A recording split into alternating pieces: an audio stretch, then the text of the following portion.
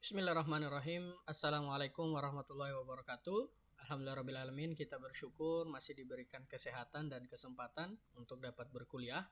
Walaupun perkuliahan kita masih dalam jaringan atau daring atau dilakukan secara online. Pada kesempatan kali ini saya akan melanjutkan tentang basis data dan video kali ini akan membahas tentang sistem basis data. Nah, apa saja yang akan kita bahas? Di antaranya adalah sistem file, istilah-istilah dalam sistem file, kelemahan sistem file tradisional dibandingkan dengan sistem basis data, kemudian konsep basis data, istilah dasar komponen basis data, dan juga keuntungan maupun kerugian menggunakan basis data. Nah, yang pertama adalah istilah-istilah atau sistem file. Jadi sistem file ini adalah sistem pemrosesan file secara sendiri-sendiri. Jadi berdasarkan kebutuhan unit pemakai dengan format data sesuai kebutuhan unit. Nah, apa maksudnya? Jadi, dengan menggunakan sistem file tersebut, misalkan di sebuah instansi atau sebuah perusahaan punya 5 departemen, maka masing-masing departemen ini membuat file pemrosesan data sendiri-sendiri. Misalkan departemen manufaktur membuat datanya sendiri, departemen HRD membuat data-datanya sendiri. Nah, format-formatnya ya untuk kebutuhan unit masing-masing. Nah, walaupun ini sudah ditinggalkan, kenapa kita perlu mempelajari ini? Ya, paling perspektif sejarah. Artinya sistem file ini nantilah menjadi cikal bakal dari sistem basis data. Kemudian bagaimana menghindari jebakan pada manajemen data, artinya data yang sudah ada di departemen A, bagaimana hubungannya nanti dengan data yang dibutuhkan di departemen B, C, dan seterusnya. Kemudian karakteristiknya tentu saja sederhana untuk memahami karena memang rancangan sebuah basis data tentu saja rumit, berbeda dengan sistem file itu cukup sederhana karena memang hanya berdasarkan format data yang disesuaikan dengan kebutuhan unit masing-masing.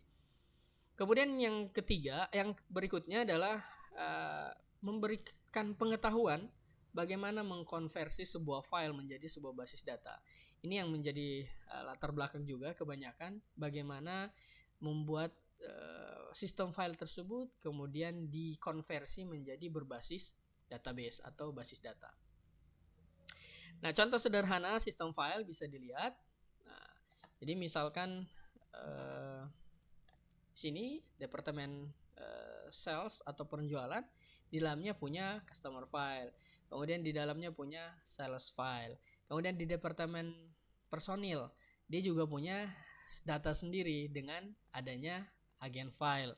Nah, jadi departemen sales punya data sendiri, departemen personil juga punya data sendiri, misalkan ada departemen-departemen yang lain juga akan mempunyai data sendiri. Nah, masalahnya pada masalah manajemen data pada sistem file, tentu saja sistem file ini membutuhkan pemrograman generasi ketiga. Jadi kalau pemrograman generasi ketiga termasuk di dalamnya C, kemudian pengembangan sejumlah file menyebabkan dokumentasi file menjadi sulit. Artinya semakin banyak data, dokumentasinya malah semakin susah atau semakin sulit.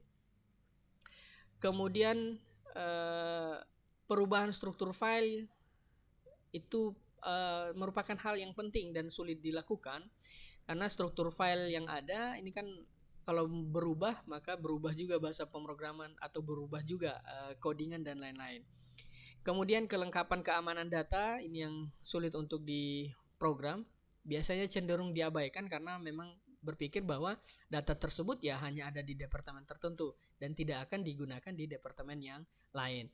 Kemudian kesulitan mengumpulkan data. Jadi kalau informasinya ini terpisah-pisah dan tidak terintegrasi, tentu saja akan mengalami kesulitan ketika akan mengumpulkan data antar departemen. Nah, kelemahannya apa? Tentu saja kelemahan utamanya adalah diduplikasi data atau redundansi data. Kemudian ketidakkonsistenan data atau inconsistency. Karena file-file dari aplikasi yang disusun oleh programmer ya tentu saja berbeda. Informasi yang memiliki duplikasi file pada beberapa file mungkin saja terjadi. Jadi di departemen A misalkan ada data pegawai, kemudian data sales misalkan di departemen sales. Kemudian di data HRD itu kan juga punya data karyawan atau data sales. Jadi mungkin saja terjadi redundansi atau pengulangan dan duplikasi data. Kemudian kesukaran mengakses data, munculnya permintaan-permintaan baru yang tidak dapat diantisipasi oleh program atau aplikasi, sehingga mungkin saja untuk pengambilan datanya menjadi susah. Kemudian data terisolir, ya, karena data tersebar di berbagai file. File-file tersebut mungkin memiliki format data yang berbeda-beda. Departemen A punya format data sendiri, Departemen B punya format tersendiri, dan lain sebagainya.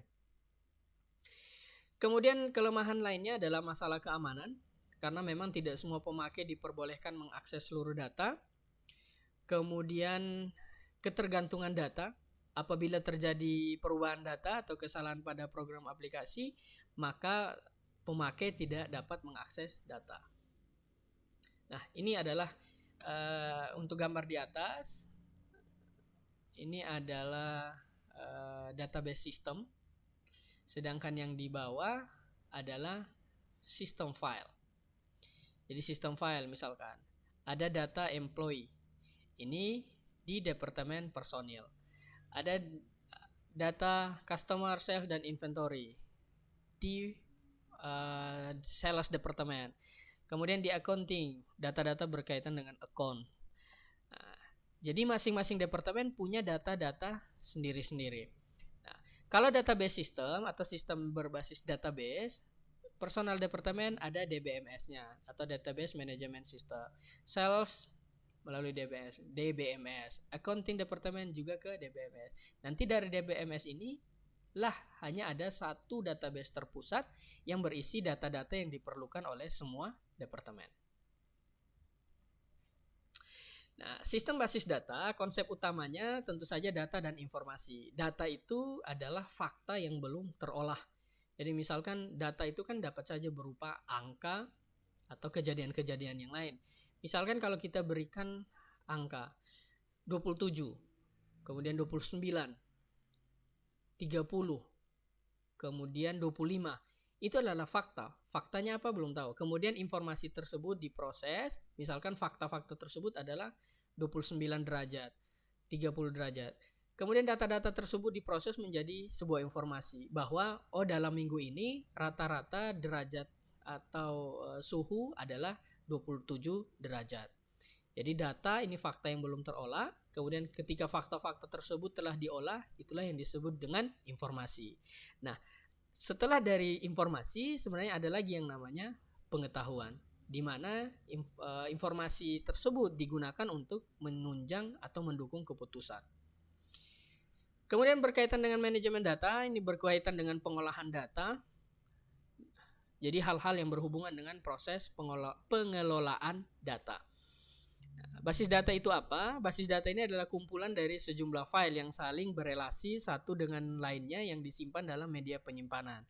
Jadi tadi departemen A, departemen B, departemen C saling berelasi di mana data-data mereka itu tersimpan di dalam satu database yang sama. Nah, inti dari basis data ini adalah relasi data. Kemudian kalau metadata, ini data yang berisi tentang data. Nah, ini hanya digunakan untuk menjelaskan deskripsi data. Sedangkan DBMS tadi atau Database Management System atau Sistem Manajemen Basis Data, ini adalah sebuah sistem atau program yang berfungsi untuk mengelola basis data. Nah, jika dengan menggunakan basis data, maka kita bisa lihat nih, contohnya misalkan penjualan mobil PT Jaya. Kita dapat melihat trennya di tahun 2000 ada sekitar 800 Taruna yang terjual. Kemudian di 2003 itu ada sekitar 1000 unit Taruna yang dijual. Nah, dari data-data ini tersebut kan bisa dijadikan oleh manajemen sebagai pendukung keputusan bahwa tren penjualan Taruna ya semakin tahun semakin meningkat. Walaupun semuanya di tahun 2002 sempat terjadi penurunan penjualan unit. Jadi ini yang diharapkan dari basis data, di mana data tersebut sudah diolah kemudian menjadi informasi yang bisa dibaca seperti ini. Baik informasinya dapat berupa grafik, teks, dan lain-lain.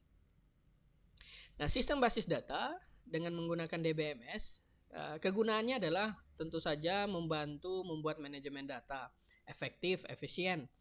Kemudian bahasa query-nya memungkinkan untuk memperoleh jawaban dengan cepat. Jadi kalau menggunakan DBMS itu kan punya query-query atau biasa kalau secara teknis disebut dengan SQL, Structure Query Language. Jadi bahasa-bahasa query ini adalah perintah-perintah yang digunakan untuk mengambil misalkan data dari database yang sudah dibuat. Kemudian membantu end user mengakses lebih banyak data. Kemudian dapat melihat gambaran interintegrasi terhadap operasi organisasi. Artinya gambaran luasnya kira-kira integrasi terhadap operasi-operasi yang akan dilakukan sebuah instansi. Ya seperti tadi, misalkan organisasi akan mendukung atau mengambil keputusan terkait pembelian unit baru dan lain-lain. Kemudian mengurangi terjadinya inkonsistensi data karena semuanya sudah terpusat di sebuah database yang sama. Nah, ini adalah strukturnya yang sudah sempat disinggung tadi. Jadi misalkan end user 1 ada aplikasinya merequest data dari DBMS, kemudian pengguna 2 juga ada aplikasinya request data dari DBMS yang sama, di mana DBMS tersebut berisi data-data yang dibutuhkan walaupun itu di departemen atau di aplikasi yang berbeda-beda. Nah, mengapa penting atau mengapa perancangan basis data ini penting? Yang pertama adalah sebuah basis data ini yang dirancang dengan baik membutuhkan manajemen data sehingga nanti menjadi penghasil informasi yang berharga. Tentu saja akan menjadi pendukung keputusan di sebuah organisasi atau sebuah pengetahuan kepada para pengguna ataupun orang-orang yang terlibat dalam data-data tersebut. Kemudian sebuah basis data yang dirancang ini secara buruk menjadi sumber redundansi yang tidak terkontrol sehingga akan memakan banyak data-data yang sama. Kemudian sebuah basis data yang dirancang secara buruk akan menghasilkan kesalahan yang dapat membuat terjadinya keputusan juga yang salah. Jadi memang pentingnya perancangan basis data ini untuk memudahkan manajemen. Kemudian data yang buruk sebenarnya, perancangan data yang buruk ini menjadi sumber redundansi atau duplikasi data. Kemudian perancangan yang buruk juga akan menghasilkan kesalahan data. Artinya kalau kesalahan perancangan maka kesalahan penginputan data mungkin terjadi. Dan yang sudah pasti kesalahan pengelolaan data menjadi informasi dan tentu saja akan menjadi atau berdampak pada keputusan yang salah. Misalkan tadi penjualan mobil tadi, kalau misalkan perancangan basis datanya salah atau buruk, maka hasilnya juga akan buruk. Artinya manajemen akan mendapatkan kekeliruan dalam mengambil keputusan. Nah, istilah-istilah dasar pada sistem basis data ada yang namanya data. Jadi data ini adalah fakta yang belum diolah. Dia cuma memiliki sedikit arti. Misalkan huruf X, Y, Z atau angka 7 atau operator-operator, karakter tunggal dan lain-lain. Kemudian field adalah satu atau sekumpulan karakter baik itu alfabetik ataupun numerik yang memiliki arti khusus. Jadi sebuah field itu nanti akan mendefinisikan misalkan nama lengkap pegawai, nama mahasiswa, nomor induk mahasiswa, alamat, nomor handphone dan lain-lain. Kemudian record adalah kumpulan dari satu atau beberapa field yang saling berkaitan secara logik. Misalkan sebuah field yang berisi record untuk pegawai. Jadi fieldnya itu adalah nama pegawai, recordnya adalah Tony misalkan. Fieldnya adalah alamat, kemudian recordnya adalah Bontang. Atau misalkan fieldnya adalah NIM, maka recordnya adalah 2017-12-001 misalkan. Nah, sedangkan file ini adalah kumpulan dari beberapa record yang saling berhubungan. Misalkan file pegawai. Artinya kalau misalkan istilah-istilahnya ya file ini adalah tabelnya. Nah, ini adalah isi file pegawai misalkan. Jadi nama ini yang disebut dengan field. Kemudian ini yang disebut dengan record. Jadi record 1, 2, 3 dan seterusnya. Kemudian field NIP misalkan dengan datanya, field alamat dengan datanya, tanggal lahir dengan datanya, gaji dengan datanya. Jadi ini adalah field, sedangkan di bawahnya adalah record data. Nah, file yang mana? File yang pegawai atau tabelnya, atau isi file mahasiswa. Jadi ada nomor mahasiswa, nama, alamat, SKS, IPK, kode wali, itu adalah fieldnya. Sedangkan Prima, Priani, Jalan Menu, Jalan Demangan itu adalah recordnya. Filenya apa? Filenya adalah tabel mahasiswa.